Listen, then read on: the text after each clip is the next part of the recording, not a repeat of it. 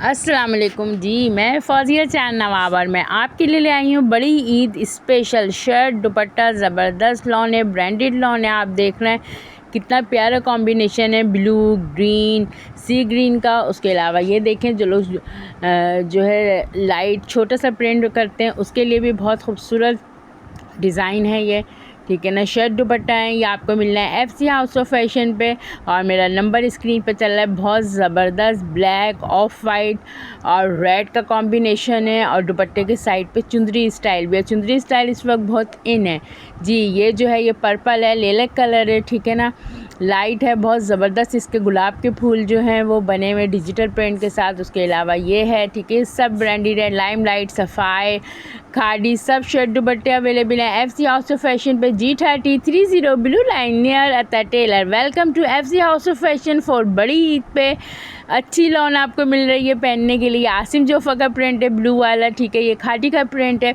ये सब आपको मिलेंगे FC हाउस ऑफ फैशन पे। आपको आना है, फ़ौज़िया चांद नाम आपके पास देखना है, बहुत प्यारे प्यारे प्रिंट है, तो आ जाइए और पहनिए। और गर्मी बहुत है और गर्मी के अंदर फील करें सॉफ्ट लाइट लॉन, और वो आपको मिलेगी FC हाउस ऑफ फैशन पर।